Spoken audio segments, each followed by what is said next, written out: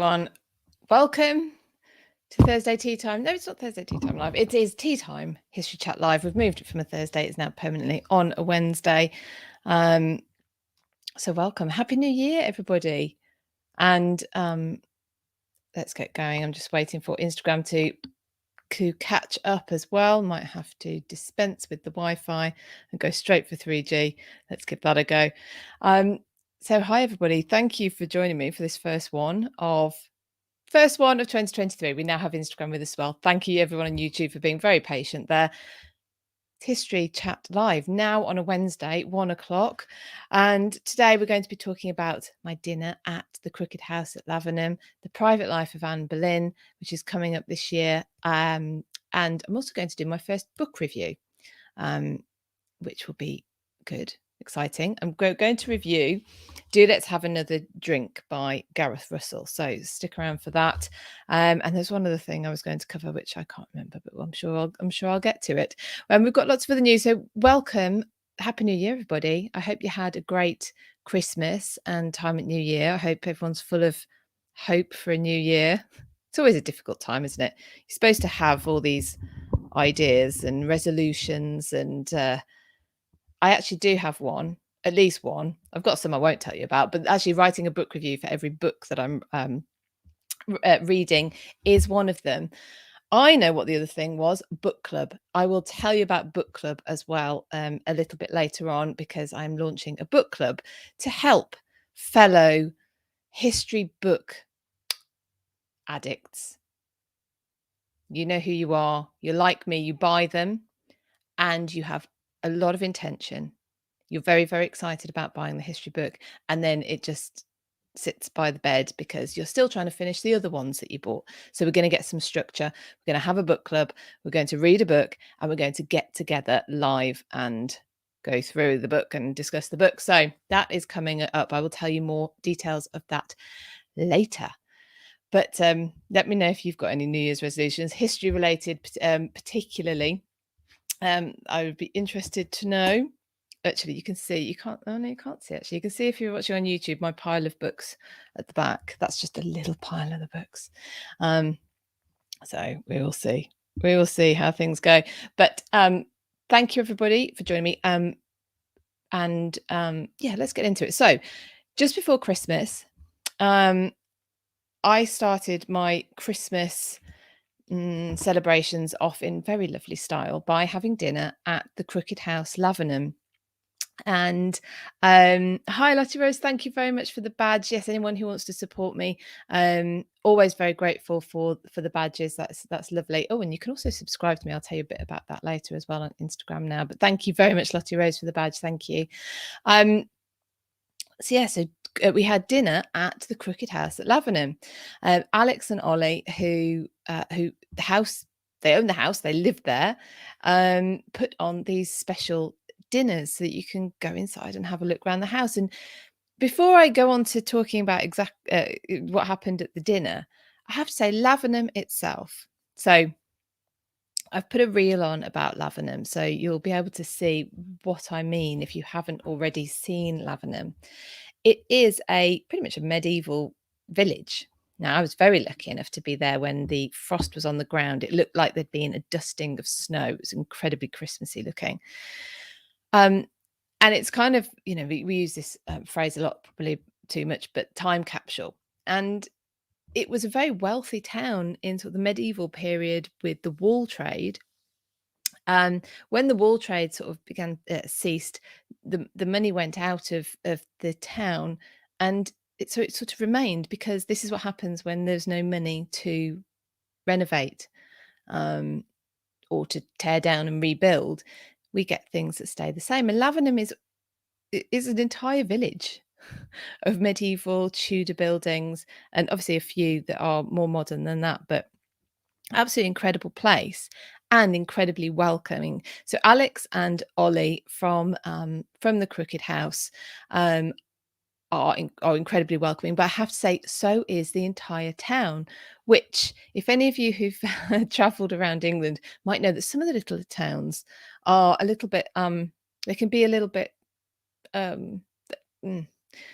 I don't know quite what the word is. I wouldn't say unwelcoming, but they can be a little bit funny about tourism. No, not in Lavenham. It was then people were stopping us in the street, chatting to us. It was lovely. It was really, really lovely. So if you ever get a chance to go to Lavenham, yeah, Lottie Rose says Lavenham is spectacular. Such a great place to get your medieval Tudor fix. Yes, indeed. And we'll be taking a tour there as well in 2024. So look out for that. It's amazing. You can just walk along the street, and like I say, everyone's friendly, which you don't always get in towns which are which have a lot of tourism, because obviously the people who live there maybe feel a little bit like they're living in a goldfish bowl. But no, everyone was absolutely wonderful. You can take pictures everywhere. There's just a view that you'll want to capture. And like I say, I was there in the middle of December. We just had a bit of a dusting of snow, maybe a little bit anyway, a bit of frost. It just was white over. It looked amazing. And Alex and Ollie's house, if you've ever heard the old rhyme, the crooked man, there was a crooked man who had a crooked staff who walked a crooked mile or whatever, I can't remember it. It lived in a crooked house. The house is the house that Alex and Ollie live in. It is painted orange, like a burnt orange, so you would know it if you see it. You can follow the crooked house on Instagram as well, so they share lots of pictures. And they so it looks amazing. It's sort of, actually the bottom is fairly straight, and then the top half is off to one side, hence its name, the Crooked House. So they put on these dinners every so often. They only began at the start of last year, start 2022, and so we were booked in to do their Tudor themed Christmas dinner, which we did the week before Christmas. So brilliant way to start the festivities. And it's a full-on black tie do. Maria, still shocked to see how it stands solidly. Yeah, it is visibly crooked, as are places like Old Morton Hall. Actually, there's lots that seem to just manage to, I mean, it's in between other bits. It's part of a bigger building, actually. But yeah. Got my cup of tea, by the way. Anybody else got their tea? Ready for tea time live? It's a full-on, so the dinner was a full-on black tie do at the Crooked House. So we're in this Tudor, well, no, it's medieval actually. It's older. I think it dates to 1371. That's completely off the top of my head, but it is older than Tudor. But it's what you would think of as, stereotypically Tudor, with the wood and the panels in between. And yes, so it's painted this burnt orange color, and inside you couldn't take any photographs. Oh, Maria, she's 3 a.m. Oh, 3 p.m. I hope, lunchtime. I hope you're not watching me at 3 a.m. Well, I mean, it would be lovely if you're watching me at 3 a.m. That would be dedication to the cause indeed. Yeah, so we went in full on black tie to this dinner, Tudor themed. Ollie cooks. So Ollie actually does all the cooking himself, and it was incredible. It was so lovely. Brian has just asked when History After Dark is back. It is back tonight at 8:15. We're talking about Prince Albert tonight, so come and join in, especially if you have opinions on Prince Albert. That's History After Dark tonight on Instagram and on YouTube. So yeah, so full on black tie, but I don't have any photos of me in my ball gown because I forgot, and you couldn't take any photographs in the event. But there was about, actually, I don't know how many of us there were. No more than 20, maybe 16 to 20, all around their dining room table, the long dining room table, and yeah, I'm being served by some lovely girls who they had in. We were serenaded by a Tudor musician. So it was the full-on works. It was brilliant. It was so amazing. We did it proper, though they do, of course, proper dinner party style, where you're not sat with who you go with. So you are sat between two people you don't know, And then after each course, you move around, or the women move around, so that you get to speak to other new people, which was incredible. So I got talking to a barrister and a musician and who else? Loads of people who were just fascinating. All, of course, with this love of food and history and dinner parties. So if you get a chance to go to one of the events at the Cricket House, then I would thoroughly recommend it. It is actually a 2 up, 2 down, pretty much. So you go in to through their front door. Oh, which, by the way, so Alex joined us outside. He walked up the road with a flaming torch and the musician lady next to him. And so they came up and they greeted us outside, and took us in. So so that was brilliant. So you go into their front room, which is quite a large room with a big fireplace, and their piano is in there and a huge Christmas tree, and presumably that's sort of their living space when they haven't got 20 people traipsing around their home, and then you actually go upstairs at these incredibly small, but yeah, you just have to be careful in your heels, or if you've had too much to drink, up these stairs, and especially coming back down them afterwards. And they've got this their own room is off to one side, and then there's this big dining room, or they've converted or used as a dining room upstairs. So only 2 up, 2 down, but each room is a lovely size. So yeah, so 1 or 2, yeah. Well, though, so Maria's just saying about being sat next to people you don't know. Yeah, but lots of people were there on their own, so it was a great way to meet people, and everyone was just really friendly. So I'm going to be talking to the guys at the Cricket House about taking a tour there at some point soon, because I think you would really enjoy it if you were coming on tour with me. So that was dinner at the Cricket House, Lavenham. And like I say, I went on the Christmas one, but they do other themed ones as well. So it's not all Tudor based cookery, which actually might be better for most people. Sorry, I'm just going to move this microphone around. But it was great. It was really good. So that's that. No one's been telling me their resolutions, and no one got any New Year's resolutions.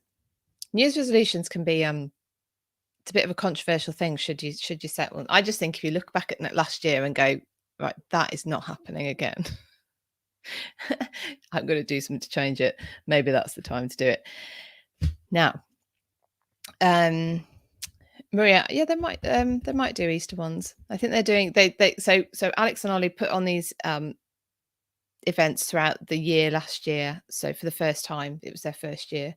So I'm sure they will be looking to do the same or more again. Now, I've mentioned touring. Now, I promised today that I would talk about the private life of Anne Boleyn. I'm going to come back and do some more on this with Gareth Russell, who is the resident historian on that tour. But it goes on the 29th of June, and we're using the backdrop of the 1535 progress. The summer of 1535, Anne Boleyn and Henry VIII go on a extended progress. And whilst they're on that progress, it's a happy time for Anne in many ways. She she sorry, she's seeing what Maria said is her resolution. Yeah, so it's a happy time for Anne in many ways. Her and Henry are getting on very well. She's getting somewhere with the Reformation, although we'll go into it on the tour, I think, how much she was in favour or not of the dissolution of the monasteries, how far it went. And we'll get into this, I think, on the tour, but we're going to use this backdrop. And the reason I mention the dissolution of the monasteries is while they are on the progress.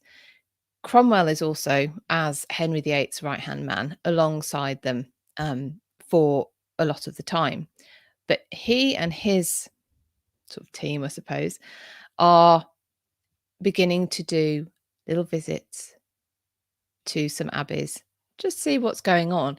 One of them is called Hales Abbey, and it's very close to Sudeley Castle, which everyone absolutely adores, by the way. When we go there, absolutely love it. It's the final resting place of Catherine Parr as well.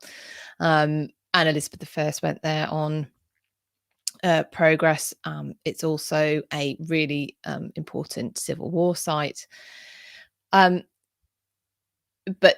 Anne and Henry were there in 1535, in the summer of 1535, whilst Cromwell and his men went to nearby Hales Abbey and were investigating whether the relic. Every abbey had a relic. Okay, it needed a relic because you need pilgrims. You need pilgrims if you're an abbey because you need their money.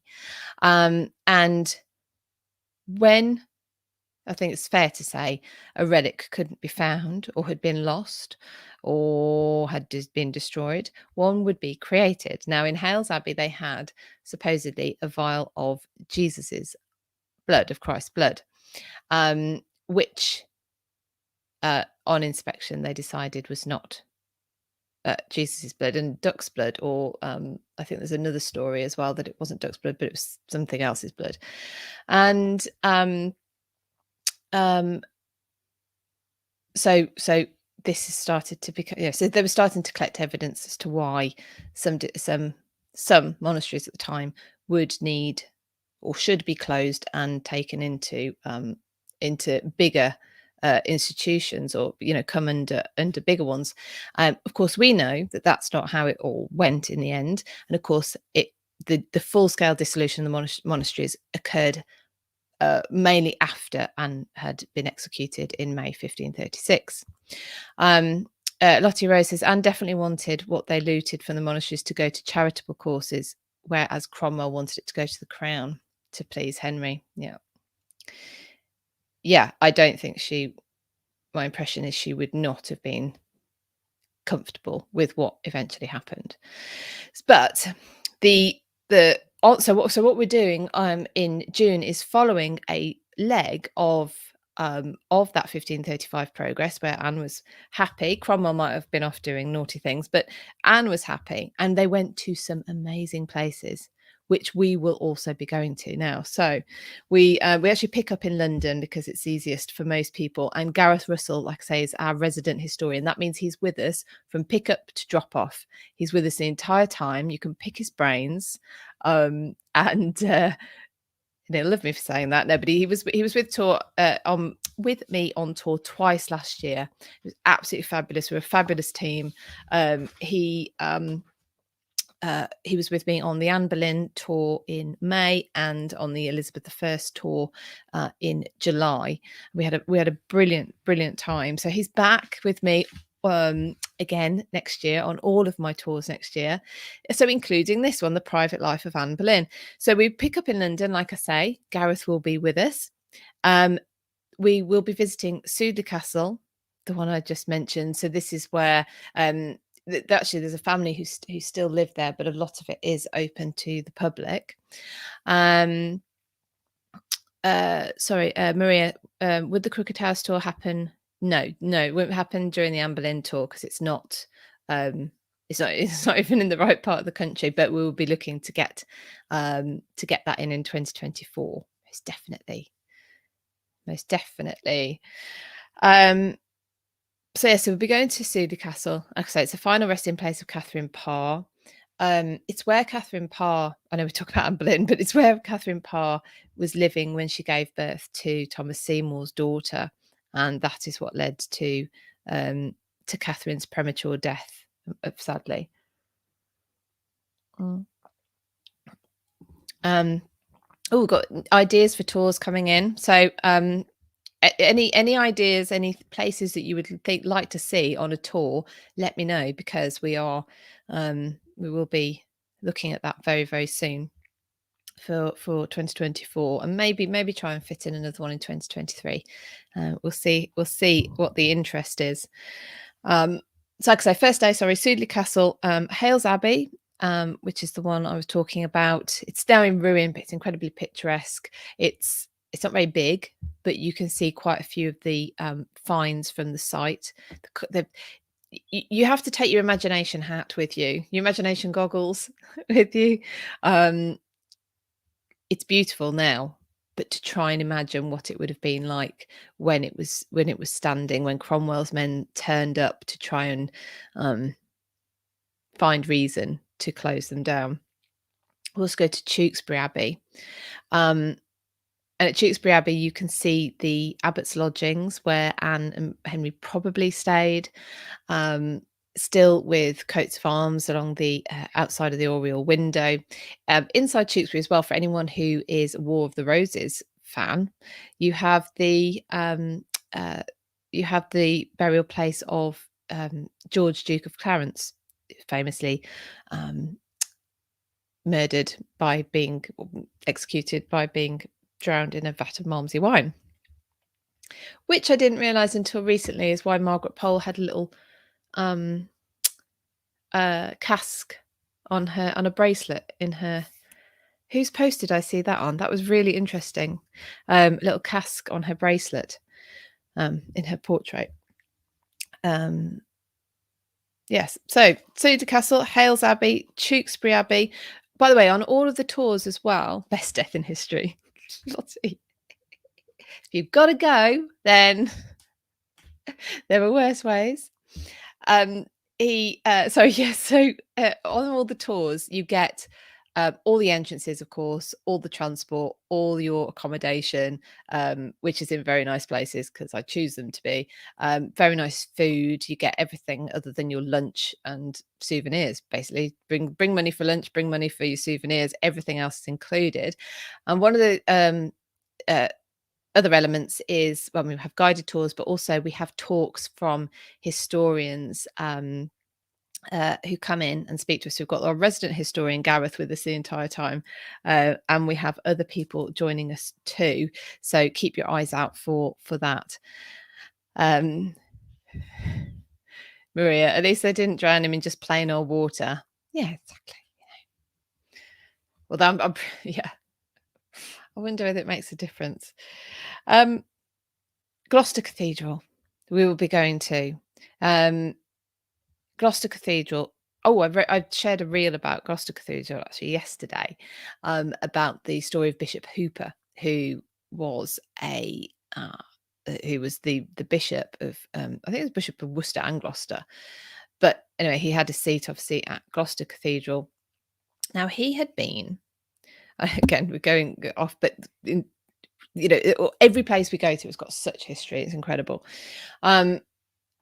Bishop Hooper actually had been a monk at Cleeve Abbey. Any of you who've been following, any of you who are in my Patreon, over on Patreon, and any of you who've been following me for a while will know that Cleeve Abbey is a place that I've done some virtual tours of for my patrons in the past, and shared lots of posts on here as well about it. I think there might be a video on YouTube with a virtual tour on as well. And he was actually a monk there, so he was in the kind of the traditional faith, the Catholic faith, but converted. And then when Mary I came to the throne, he would not revert back to Catholicism. So this is cutting a very long story short. He was imprisoned in appalling conditions in London, and then he was brought to Gloucester for his execution. This is what in the reel that I've put up on Instagram. I've put it together where he was executed, and it's just outside the precinct gates, and through a gate called St Mary's Gate. Now he was burnt at the stake. Apparently 7,000 people came to watch his execution, and that sounds very grim, but the reason being he was a very, very popular bishop in the area. He was welcoming. He would have anyone round for dinner. So Bishop Hooper was incredibly well liked and loved in his own, within his own chapter, um, but also within the community. So many people, thousands of people, apparently turned out to see his execution, and it was a grim one. I mean, he was burnt at the stake, grim anyway. But the fire went out 3 times, or it took 3 times for them to get up a fire that that could actually burn at a temperature that would kill him. So his ordeal lasted 45 minutes. To add that to that, the chapter of Gloucester Cathedral were forced to watch from the window of St Mary's Gate, and that is still there. So that's what was in the reel, where he was executed, and the window from which the chapter were made to watch. Maria, he was the bishop where everyone was outraged, wasn't it? Yeah. And the reason, of course, we know about his death is like we know about many of them. It's in what's now known as Fox's Book of Martyrs, and there's a description of the execution there. But so so this, come to Gloucester, see an execution site. But it is interesting. There's a Victorian monument put up to Bishop Hooper on the site, and when they were excavating for that monument, they did find the very bottom of this, what they believe is the stake that he was tied to. Around the corner from Gloucester Cathedral, you can also see just one wall. This is what happens some places. A wall might get listed and protected. One wall of the Abbot's lodging at Gloucester Cathedral. Again, this is where possibly, probably, most likely, Anne Boleyn and Henry VIII would have stayed during their time in Gloucester. Within the cathedral itself, you have so the cloisters, for one, are worth going to see just on their own. You'll know them. I've spoken about these loads, haven't I? Again, I've got lots of reels. I'll do more because it's a subject that warrants it. Harry Potter fans will recognise Gloucester Cathedral cloisters. There's an Elizabeth film that has Gloucester Cathedral in as well. I think it's been used in a lot of films, in fact. So we're getting that into the itinerary as well. Yeah, Lottie Rose, so sad. Good people like him come off worse. Yeah, getting into history makes you realise that when you grow up and everything has like a happy ending. Everything sorts itself out in the end. And of course, if you're a history buff, the more and more history you read, you realize, no, actually, that's not always the case. Marie, I don't think they kept the stake. She's asking, did they keep the stake? I don't think they kept the stake. This was in the ground still. They found it when they were putting up a monument to him, and that is now in the Gloucester Museum, which I'm hoping to go to very soon, actually. I could do you know what, I could wax lyrical about Gloucester for ages because of the Roman history there as well. But anyway, we're talking about Anne and Henry VIII. So there's a tomb of Edward II there, who was murdered at Berkeley Castle. Stu, am I coming back to Peterborough anytime? Yes, I am. I'm coming in September because we're doing an Elizabeth I and Mary Queen of Scots tour in September. And we're going to Peterborough Cathedral, of course, because it was the original resting place of Mary Queen of Scots. It's also, beautifully, the final resting place of Catherine of Aragon. So yes, it will be. I'll be there in September. Probably before as well, to do a bit of recon work as well. So in Gloucester Cathedral, so you have the tomb of Edward II. So these are the kind of thing, because that predates Henry and Anne's visit. You are going to be if you go there, you're laying your eyes on the same things that they did. You go through the porch, which Anne and Henry kneeled at before they went into the cathedral. Are all parts of Gloucester accessible to the public? Well, it's just it's a city. So the cathedral is free to go in, I think, to the public, as far as I remember. I think the museum was as well, or it's very small cost if they did charge. What places normally do, museums normally do, is they're free to go in, and if they have a special exhibition on, then that's what you'll pay for, and that helps to support them. So I went actually to see the Titanic exhibition when I went to Gloucester, and then was blown away with all the Roman history as well. There's pubs as well. You can get any pub that's got a toilet downstairs in Gloucester. I say any. I haven't been to them all. You go down here. Oh, there's a Roman wall. There's a little bit of Roman pavement or whatever. It's fascinating. Yeah. So anyway, we'll be going to Gloucester Cathedral on this tour as well, and Thornbury Castle. Thornbury Castle is now a hotel, and it was going to be a proper rival palace to Hampton Court, to Whitehall, perhaps. And it was being built by the Duke of Buckingham, who, if any of you've watched the Tudors, remember he gets his head cut off quite early on. It would have been magnificent. So there's a lot. It looks like it's in ruin, but I think a lot of it just wasn't actually completed. But Henry and Anne went there because it reverted to the crown, so it was part of Henry's portfolio, and they stayed there. And we go and have afternoon tea at Thornbury Castle, and have a look in the room where Anne Boleyn slept. So that's a treat. We're also going to Berkeley Castle. God, goodness, there's so much at Berkeley Castle as well. So Berkeley Castle dates back to the Norman Conquest.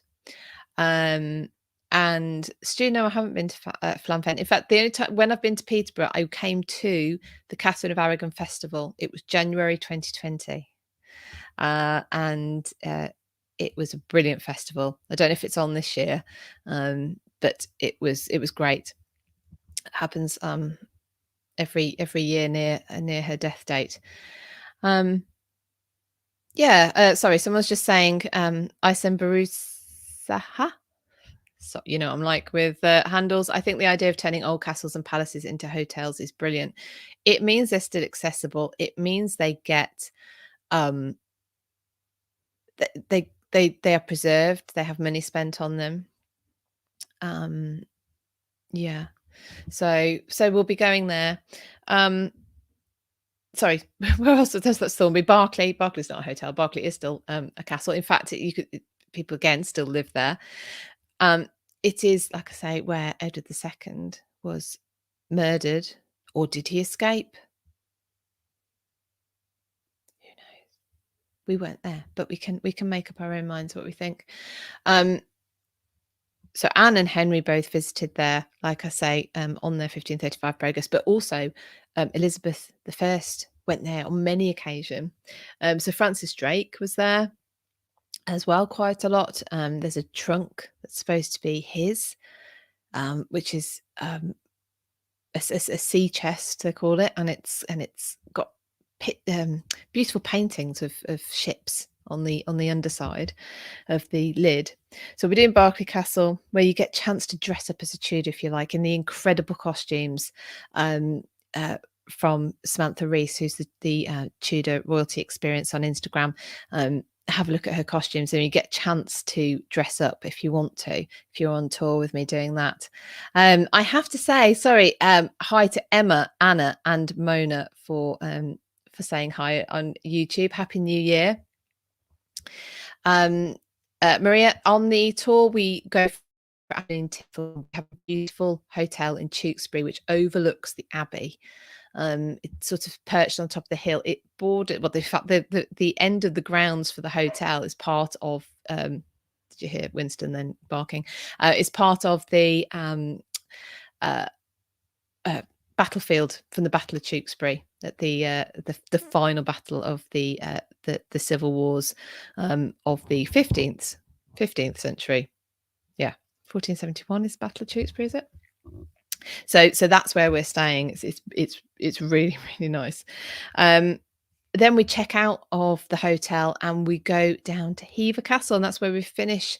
And we do stay at Hever Castle for the night, and we have dinner in the Great Hall. And at some point during this week, probably this night, we will be serenaded by um, uh, by Jay Britton, who is the Tudor Songbook. If you've ever heard her, so. Yeah. Maria's asking if I change it around. So we do change the itineraries normally, but we hadn't changed it for this time. But we are changing the emphasis. So we're looking at Anne Boleyn with the backdrop of this progress that she took. So really looking at Anne's life, what was her motivations, her thoughts, what gave her, happiness. If you're interested in the downfall of Anne Boleyn, then my May tour, which always coincides with the execution of Anne Boleyn, and we go to the Tower of London on the day that she was executed, which of course is where she's executed and where she's buried. Then the May tour is the one you want to come on. It's just called the Anne Boleyn tour. It is the Anne Boleyn tour, and we stay at Hever Castle for the entire time for that. We're booked up for this May coming, so look out because next May is going on sale really soon. So we finish off at Hever Castle, banquet in the Great Hall, serenaded by the beautiful voice of Jay Britton, the Tudor Songbook, and that's the Private Life of Anne Boleyn tour. So if you're interested, there are a few spaces left. So you can visit www.britishhistorytours.com and you will find all the tour information on there. Or if you're watching on Instagram after this, you can go to my bio and click the link tree and you will find a link in there to the tour itself. And I would love to have you on. By the way, there's only around 20 people on each tour. I keep them really exclusive, really small. So you have access to absolutely everything. It's not a pack them into the coach, 50, 60 people that you're having to wait for all the time. And then there's a guide you can't hear or a speaker you can't ask a question of because there's too many people. No, you have access to everything because that is exactly how I wanted to design it, because I knew that there were other history freaks out there who that would be really important to. So that is how I do it. Marie, if I could afford it, I'd attend every year. Yeah, well, actually, so a quarter of the people who came with me last year are already booked on for this year. Last year are already booked on for this year. So we have an incredibly high rebooking rate, which is very satisfying, very pleasing, and means we're definitely on the right track, everybody. So that's cool. Now so we'll have a book review to do with you before I go. And also want to tell you about book club. So let me do the book review first, and then we'll talk about book club, and then I will leave you to your day. And if any of you are around later, History After Dark kicks off for 2023, our first show of 2023, and that is at 8:15 UK time tonight, again on Instagram and YouTube. History After Dark on YouTube and history.after.dark on Instagram. So this is the book I'm going to review for you now. There will be a written review going up on the website as well, probably tomorrow when I get around to being able to sit at the computer and do that. It is Do Let's Have Another Drink by Gareth Russell. Gareth Russell, who, by the way, is the resident historian on all of my tours next year. So let's have a look at it. Hi, Renee. How are you doing? First of all, have any of you managed to read this yet? I think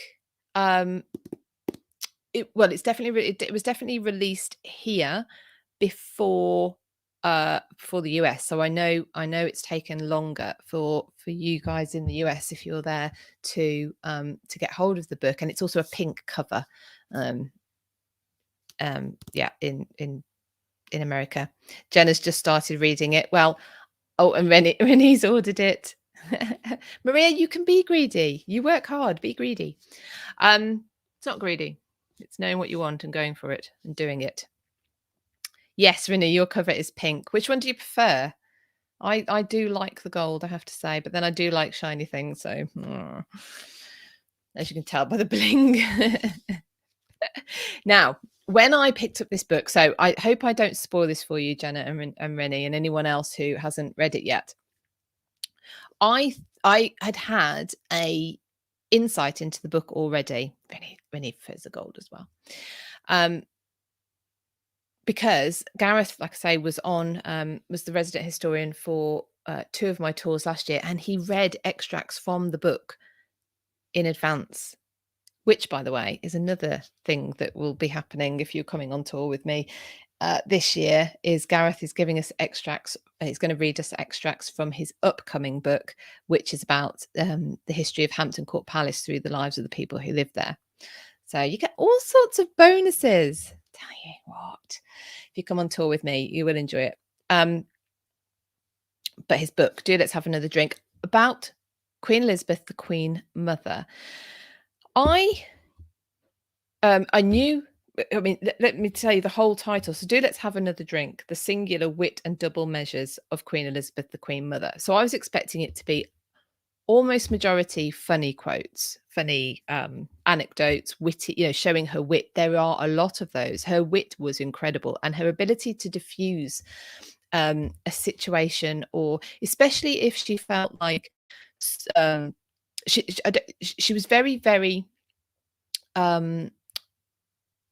she was very defensive is not the right word, but of her servants or anybody who she thought was being picked on, I think because of rank or for some other thing that isn't within their control. And that runs through the book as well. She had many incredibly old servants, and that's because she wouldn't let them go, as in she didn't, she wouldn't sack them because they were getting too old. And there's a lovely story of one of her footmen, I think it was, who when he developed dementia, and when it was becoming too advanced to work, she just asked him, would he like to spend some more time in Scotland? Which I thought was amazing. So she really did look after her staff. Now, of course, you've got going through here as well her relationships with there's going to be the ones you're going to want to know about: her relationship with Diana, her relationship with her youngest daughter Margaret. But the Queen Mother was born during the reign of Queen Victoria, and she died just into the new millennium. So she comes into the royal family reticently, really incredibly reticently. So there's lots that I learned in this book that I had no idea about. And one was that she had just how reticent she was. I don't want to spoil anything, but just how reticent she was to join the royal family and to marry Bertie. And that was a surprise. The fact that Queen Elizabeth the second was born via C-section was a surprise as well. So there's lots of factual bits that are a surprise and are of interest, but also how she interacted with the royal family. So when she comes into the royal family, her father-in-law is George V. Her brother-in-law is going to be Edward VIII, who abdicates and has Nazi sympathies, and she lives through the 2 world wars. She loses family members, and that it's incredibly sad. And one of the things I took away from this was it didn't matter actually whether you were royalty or the normal person in the street. The war affected everybody to the same devastating effects. Now, she wouldn't leave London, which was one thing that was really interesting, and Hitler knew this. And where is it? There's something in here. And so the Queen's popularity and her refusal to evacuate during the Nazi bombardment proved such a significant boost to British morale that Hitler paid Elizabeth the compliment of her life by dubbing her the most dangerous woman in Europe. So that was Direct quote from Hitler about the Queen Mother. But it goes on in this bit actually to talk about this tragedy of the how many people they lost. Thank you for everyone who's saying I'm looking very glamorous. Thank you very much. I'm making an effort today.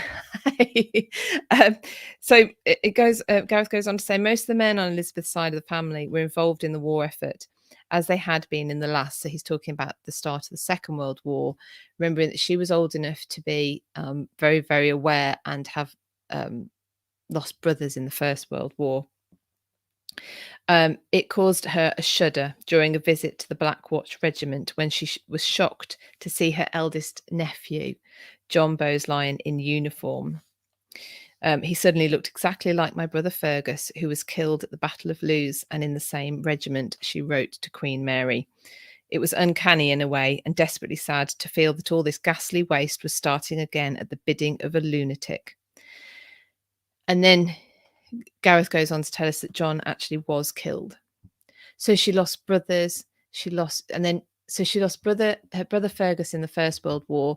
I think her other brothers, she had other brothers who came back very, very ill from it as well.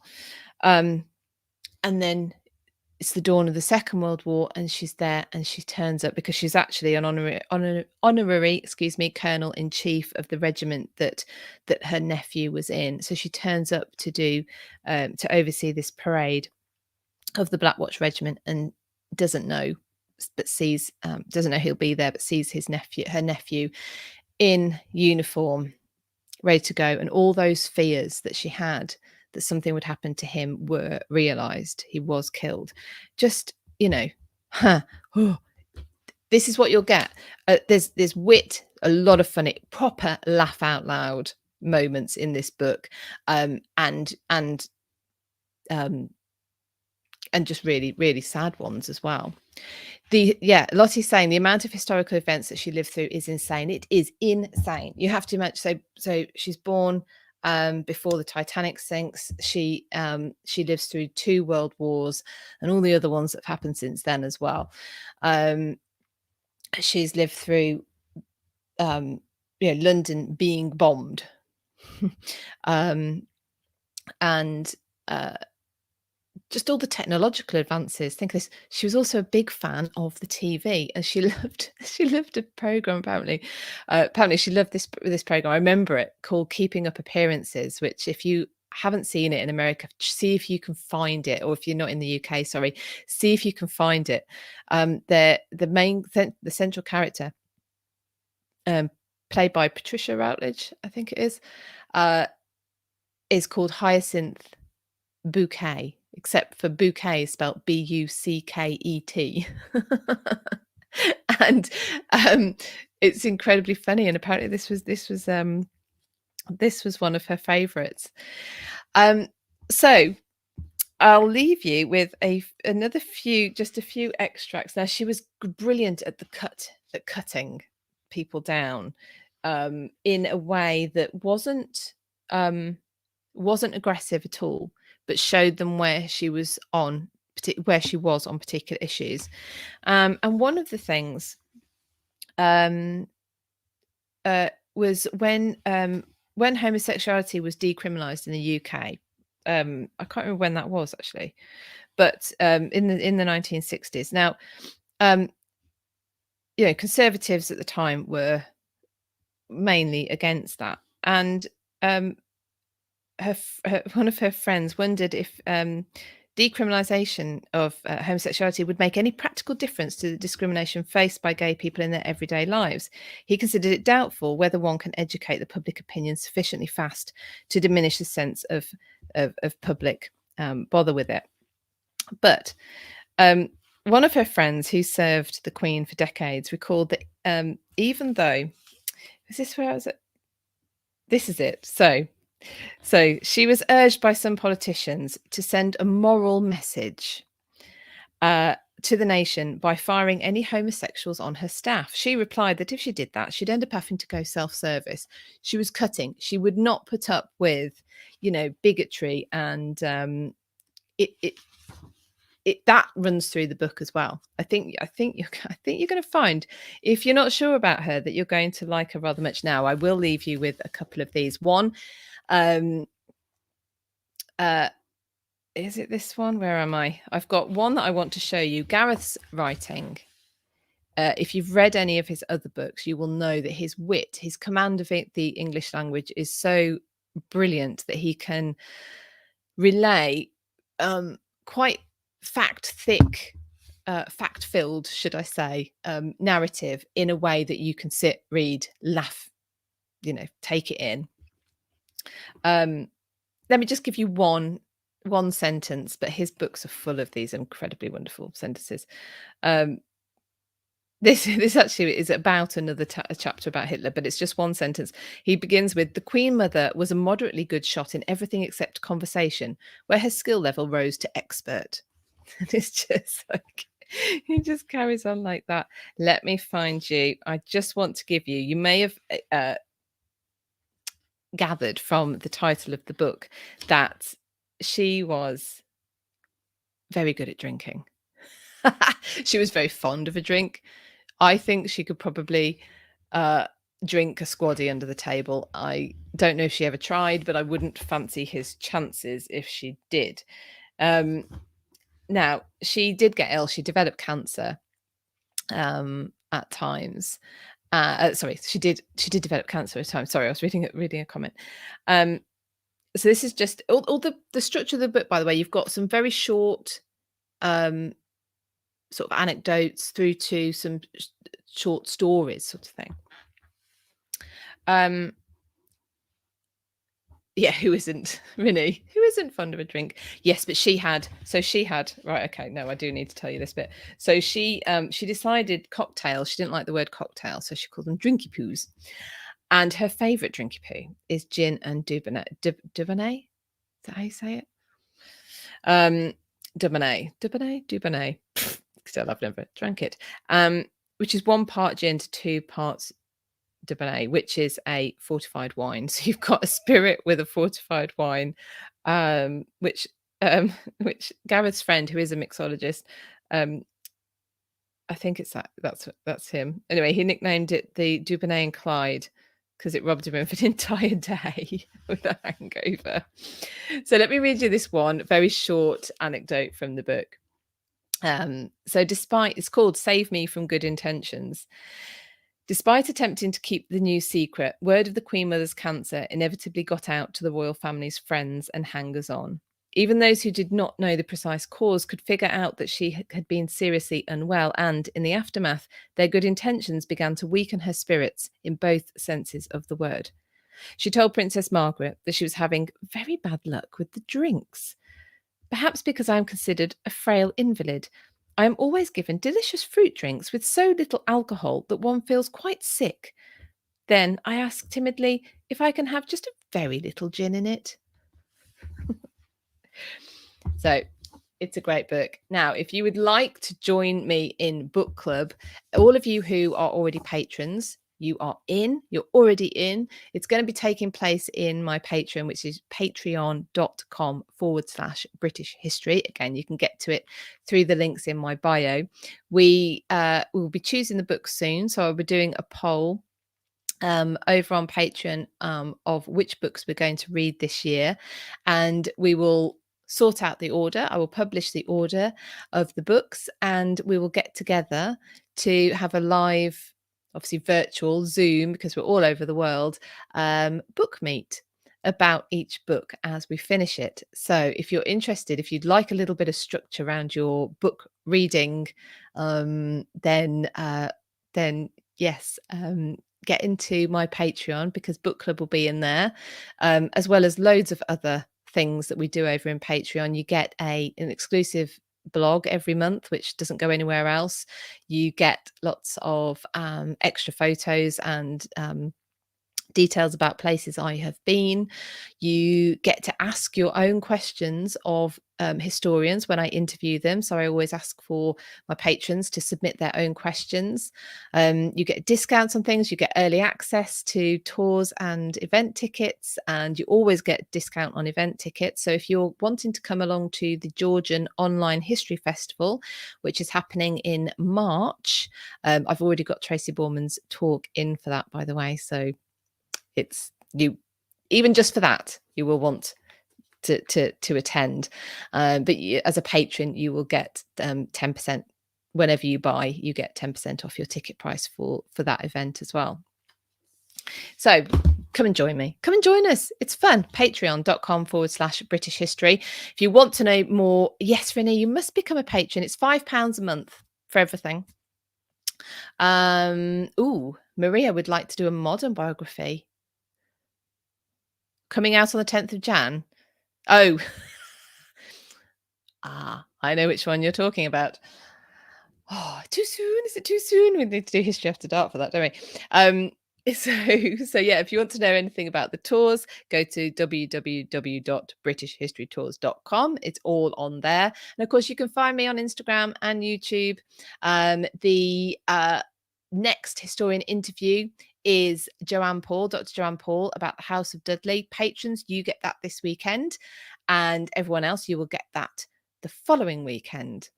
So fantastic. Right, everybody, have a fabulous day. Thank you so much for joining me at my new time on a Wednesday at 1 o'clock. You'll find me here every week doing that.